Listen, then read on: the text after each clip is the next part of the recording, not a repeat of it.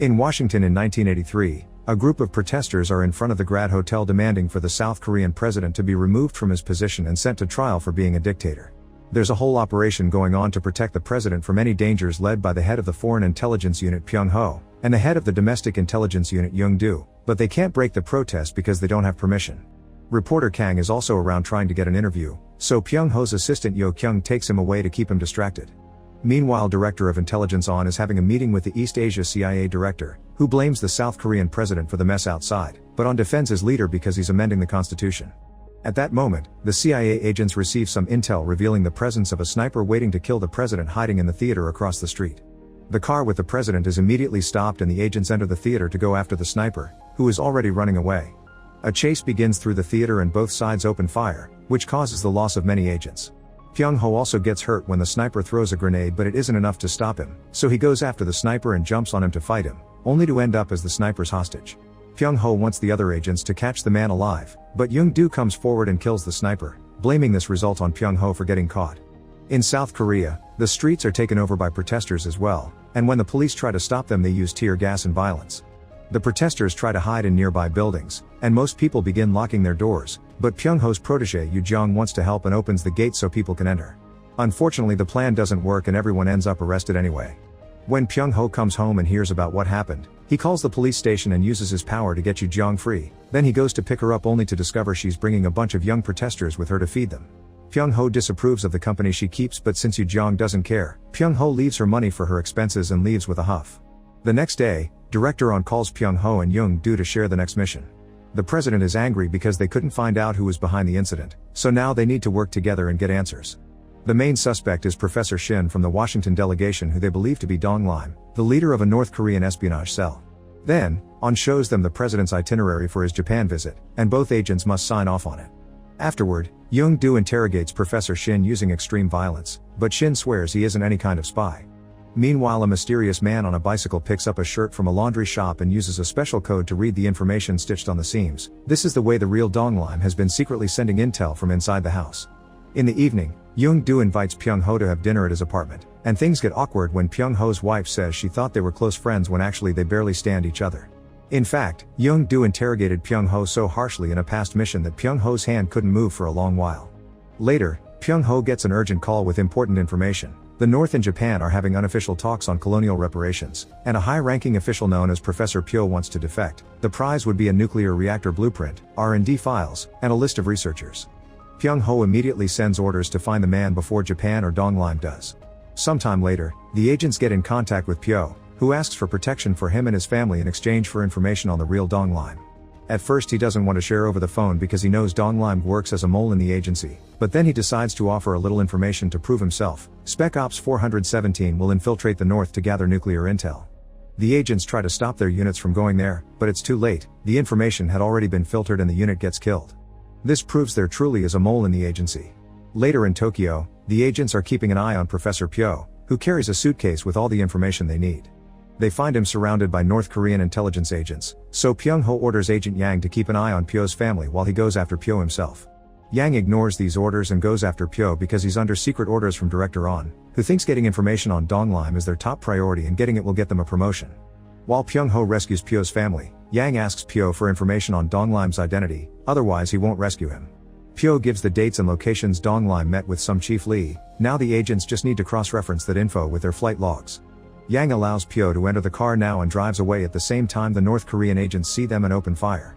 The enemy manages to pull Pyo out of the car and kill him. Afterward, both agencies meet in the middle of the street for a vicious gunfight. When Pyong-ho hears Yang and Pyo got caught in the scene, he kicks Pyo's family out of the van and drives back to rescue his men and take them to safety, although Yang ends up in a coma. A few days later, Pyong-ho returns to the agency building and is scolded by Director On for failing every operation. Pyong-ho snaps and reminds On they lost a unit because of his bad judgment and Yang acted on contradicting orders. He also reveals he knows On has been taking bribes and has proof. On tries to attack Pyong-ho to shut him up, but Pyong-ho doesn't hesitate to hit him and ask him to quit or he'll go to the president with this information. In the evening, Pyong-ho finds Yu Jong hanging out with the protesters again, and he has to rescue her when the guys start a fight over politics. Pyong-ho scolds her again for the company she keeps, and Yu Jong replies he isn't any better for working for a corrupt government agency. This makes Pyong-ho remember how 3 years ago, he lost his partner during a mission when they got caught in gunfire. Before dying, The man had confessed his true mission was to take care of Yu Jiang, and later during his funeral, the girl showed up calling the dead agent father. Since then, Pyung-ho has been keeping an eye on Yu Jiang. A few days later, a new director takes over the agency and announces special rewards for anyone that manages to get intel on North Korean spies so they can't ruin their plans anymore. The interrogations in prison get much more violent, but Young-do feels like they're going nowhere with this. When he returns home, he can't help having nightmares about his time in the military and the violence he was forced to spread back then. The next day, the new director talks to Young-do and gives him permission sent by the president to interrogate agents in order to find the mole. Young-do immediately starts interrogating all the agents from the Foreign Intelligence Unit because the information points in that direction, and when Pyung-ho hears about it, he shows up to stop it. He trusts all these men and refuses to have his own unit treated like this. This triggers an argument between him and Young-do that is suddenly interrupted by urgent news. A North Korean fighter jet has entered South Korean airspace. The pilot is captured without much trouble, although they're shocked to hear this man knew all about their missile and air defense systems. He's taken to the agency, where after lots of babbling and complaining about the government to the point of taking out his own gun, the pilot finally shows them Russia's newest cipher, which they've been using to pass information in secret. If they use this code, they'll be able to reel the mole in. The director puts up 48-hour code 3 to capture the mole, and just in case, Pyung-ho orders his men to make sure any new piece of intel passes through him first. With the whole agency working on the code, the information they get from it is very useful, and they manage to find secret weapon storages. Yo Kyung brings Pyung-ho some intel about a mishap case of a large amount of money that never got delivered by the police department. Young-do tried to send the suspect to Pyung-ho's unit and he never arrived. The money was supposed to go to a military supply contractor called Jupiter Corporation, while the information about the president's next trip reaches the wrong hands even if it was supposed to be top secret. Yo Kyung visits Jupiter Corp to look for clues and the agency continues to work on the code, finding information on a man called Bo San, who is the person in charge on picking up the shirts with the coded stitches. Young-do and his men follow Bo San into the laundry shop to try to ambush him, but Bo San knows they're there and another gunfight begins. Finding himself surrounded, Bo San throws a grenade to make the building explode and escapes in secret. Then he meets with a woman to give her an envelope with the president's itinerary. Afterward, this woman sends this information to North Korea using a different code. Sometime later, Yo Kyung informs Pyung-ho that Jupiter's military transactions went up by 600% in 2 years and Young-do's closely involved with the organization. To make matters worse, Young-do's investigation of the mole is expanding and he'll want to interrogate Pyung-ho soon. For now, Pyung-ho concentrates on Jupiter, and he takes his men to raid the company for misappropriating money and confirm the CEO is an old army friend of Young-do's. Speaking of Young-do, he's informed that the Japan summit is cancelled because of the laundry incident, but the president's Asia tour will proceed. If the enemy knew about the Japan summit is because the mole is a very high-ranking officer, and when Young-do hears Pyung-ho has been digging out dirt on him, he sends some of his men to put 24/7 surveillance on him. Sometime later, while the enemy gets to hear that the president's Japan summit has been cancelled, Pyung-ho meets with Yu Jiang for dinner because she wants to ask him for a favor. Some of her freedom fighter friends are in prison and she wants him to use his power to free them. Pyung-ho hates that he was called for this and leaves without helping the girl, leaving Yu Jiang alone and open for Young-do's men to arrest her. In the agency, Young-do and his men interrogate Yu Jiang with the usual violence and keep bringing up the fact Yu Jiang is a North Korean that entered the South under a new name. There are pictures of her near a North Korean Labor Party special facility where they train spies like Bo San, and there's no proof that the dead agent was actually her father. The interrogation is suddenly interrupted by Pyung-ho, who is furious over being investigated and having his protege captured, so Young-do responds by presenting the pictures with the evidence. Seeing himself cornered, Pyung-ho pretends to be mad at Yu Jiang for lying to him, but when he turns around, he tells the girl to play along until he finds a way to rescue her. On his way out, Pyung-ho sees how badly they're hurting a man for information and beats up the agent in frustration. Sometime later, Agent Yang finally wakes up mentioning Donglai met with Chief Lee, and Young-do immediately sends him to a new room with stronger security. Pyung-ho's and Young-do's teams run to see who gets there first, and while they fight in the corridors, a sniper kills Yang in his sleep. The agents hear the shots and open fire on the sniper, but the man manages to run away with no trouble. Yang's daughter chooses that moment to come to see her dad and passes out when she sees the body. During Yang's funeral, Young-do learns this Chief Lee Yang mentioned is head of the strategic unit at North Korea's Labor Party 35, and they have their flight logs, so they just need to compare them to the flight logs of their agents to find the mole. Yo Kyung informs Pyung-ho that former Director On was pushed out for not supporting the president's coup, but Jupiter funds were funneled to him and now he's under house arrest. The only visitor he's had so far is Young-do. Later, the new director tells Pyung-ho and Young-do to hurry up and wrap up their investigations before the president leaves on tour or there'll be consequences. When they leave the director's office, the agents begin arguing over the suspicions they have of each other. Young-do thinks Pyung-ho is Donglai, and Pyung-ho thinks Young-do is a spy funder.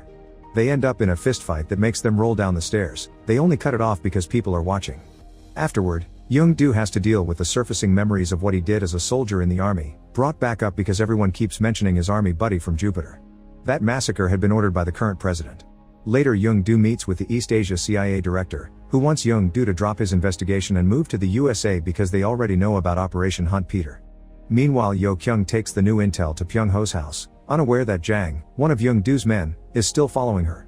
Yo-kyung has put her hands on some recordings of Young-do's conversations with director on that reveal he has been working with Jupiter to start a revolution because he hates the president for what he made the army do and the suffering he's putting people through. Operation Hunt Peter is the mission to kill the president. Young-do has been behind it all along. However, Yo-kyung is still confused because Young-do's travel logs don't match the mole's, so she doubles checks the logs and is shocked to discover that the mole known as Donglim is actually Pyung-ho. Now that she knows the truth, Pyung-ho goes after her, managing to finish her off after she fails a few shots. Then Pyung-ho uses a special phone to get in contact with his informants.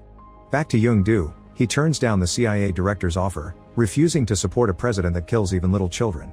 On his way out of the restaurant, he gets a call from Jang confirming Pyung-ho's indeed Donglim and that he's killed Yo-kyung. Now he's driving away to have a secret meeting. Young-do orders his agent to follow him until he can send backup. Moments later, Pyung-ho meets with an informant and hands him the president's revised itinerary. Once the meeting is over and Pyung-ho leaves, Jang follows him, but before he can arrest him, the two of them are ambushed and knocked out by a group of mysterious men. When Pyung-ho wakes up, he thinks he's been captured by Young-do's men because they keep hurting him for information.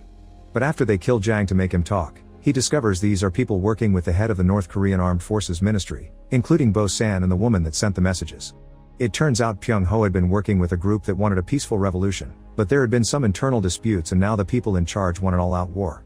Pyung-ho's new mission is to stay with the president during his tour to open the possibility for their snipers to kill him, but Pyung-ho refuses, not wanting to bring war and misery to his country. The woman beats Pyung-ho up for disobeying and is about to kill him when suddenly, Young-do and his men crash a car into the room and open fire on the enemy, saving Pyung-ho just in time. Before dying, the woman begins burning the papers, and when Young-do comes closer to try to save them, he discovers that Pyung-ho as Donglim has been vouching for a peaceful revolution. In the end, they both want the same thing, for their people to stop suffering, so to Pyung-ho's shock, Young-do burns the paper instead of saving them. He announces to his men that Jang was Donglim and now he's dead. In exchange, he asks Pyung-ho to help him rescue the men arrested at Jupiter. Moments later, Young-do goes to see his army friend while he's being violently interrogated and pretends he's there to ask some questions as well, but he understands that his friend's answers are telling him in code that he wants to end things for himself. Young-do respects his wishes and using the electrocution method, he kills him while pretending he's trying to make him talk. Afterward, Young-do meets with his other friends from the army that were involved in Operation Hunt Peter and tells them they'll leave the killing of the president in the hands of North Korea. The group doesn't like having to work with them, but Young-do reminds them that they have to do what's necessary to stop more people from suffering. Meanwhile, Pyung-ho finally gets to free Yoo-jong and gives her some money so she can escape to the south, where she should be safe while waiting for him. A few days later in Bangkok, North Korean soldiers are getting ready to invade. Pyung-ho and Young-do join the presidential entourage, and Pyung-ho is worried about the war that will come after killing the president, but Young-do reminds him that peace has never achieved change. Suddenly, a car approaches with an ambassador in it, so the agents have to run and stop it from entering with too much fanfare or the snipers will think this is the president and kill the wrong person. A moment later, when the president is finally about to arrive, reporter Kang approaches Pyung-ho to congratulate him on a job well done, revealing he's a North Korean spy. Pyung-ho steals a weapon from a guard and shoots Kang on the spot. Then he realizes how far North Korea is willing to go and decides to run outside to stop the president's car, telling everyone there are snipers in the trees. As Pyung-ho and the other soldiers start a gunfight against the North Korean team, the new director tries to order Young-do to protect the president, but Young-do responds by killing him. Then he tries to go after the president, but his shots are stopped by the protected glass, and when he finally manages to break it, Pyung-ho pushes him away. The president's car takes off and Young-do tries to follow it. There's also a soldier who lands on top of the president's vehicle too, but Pyung-ho shoots him before he can do anything. Young-do crashes his car against the president's to make it stop, and then drags the man out of it to kill him in front of everyone. Before he can pull the trigger though, Kang reveals he's still alive and activates a bomb he brought with him, making the whole area explode. Pyung-ho is unconscious for a few seconds, and when he wakes up, he discovers the president is fine and being taken away. He can also hear Young-do calling for him, and when he goes to check, he finds him with a huge wound on his chest. Pyung-ho tries to cover the wound with his hands, but Young-do still dies after wondering why Pyung-ho ruined the operation. When Pyung-ho returns to Korea, he orders his men to release Young-do's family, who have been arrested for being under suspicion of helping Young-do. Pyung-ho also sends the wife Young-do's military tags and has to watch her have a breakdown as she understands what they mean. Afterward, Pyung-ho travels to the south to reunite with Yoo-jong, who pulls out a gun on him because Young-do had been right, she had been a spy all along. Yoo-jong doesn't dare to pull the trigger on the man that took care of her though, thus another spy has to come and finish the job for her. When Yoo-jong comes closer to say goodbye, Pyung-ho hands her a new passport before dying, so she can get away and have a better life. Yoo-jong opens the passport and starts crying when she notices Pyung-ho gave her his last name. Make sure to subscribe and turn on notifications so you can watch more videos like this. Thanks for watching.